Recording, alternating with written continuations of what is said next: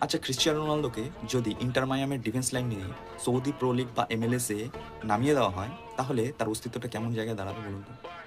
আল নাসের বিখ্যাত একটা দল, যারা বিরোধী দল আল হিলালকে পাল্লা দিতে ভালো দল করে থাকে। আপনি ইউরোপ থেকে আগত ইয়ং ট্যালেন্ট বলুন বা বিখ্যাত নাম বলুন, আল নাসের তুলে নিতে ভুল করেন। লাইক জোয়াও ফেলিক্সের মতো Portuguese superstar, Sadio Mane, Inigo Martinez এর মতো অনেক অগণিত নাম, যারা এই দলটাকে বিখ্যাত করে। এবং একটা সময় এই দলটা একটা স্ট্যান্ডার্ড পর্যায়ে ছিল। তাদের প্রো লিগে তারা ডমিনেট করতো, আল হিলালকেও পাল্লা দিত।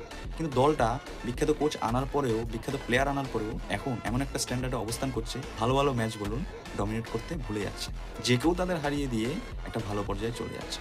এবার আমি উল্টো দিকে ইন্টার মায়ামির লিওনেল মেসির কথা বলি, যিনি শুধুমাত্র ডেভিড বেকহামকে কথা দিয়েছিলেন যে আমি তোমার দলে একদিন খেলবো, ব্যাস চলে এসেছেন। এবং ইন্টার মায়ামি কোন পজিশনে আছে, কি দল আছে না আছে কিছুই ভাবেনি। সেই নিচে থাকা ইন্টার মায়ামিকে নিয়েই তিনি উড়ান দিয়েছেন। দলে কীরকম লেভেলের ডিফেন্ডার, কীরকম লেভেলের গোলকিপার, কীরকম লেভেলের স্ট্রাইকার কিছু ভাবেনি।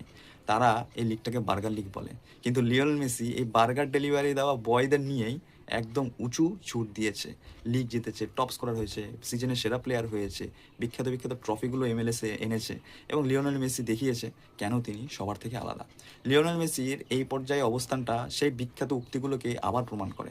ল্যাম্পার্ড থেকে শুরু করে জেরার্ড, পেপ গার্দিওলা থেকে শুরু করে হোসে মরিনো, ক্রিস্টিয়ানো রোনালদোর বন্ধু যেমন ওয়েন রুনি থেকে শুরু করে রিও ফার্দিনান্দ, গ্যারি লিনেকার থেকে বিখ্যাত বিখ্যাত সব মানুষদের উক্তি যে লিওনেল মেসি কেন সেরা, সেটি এই সিচুয়েশনটা আবার প্রমাণ করছে।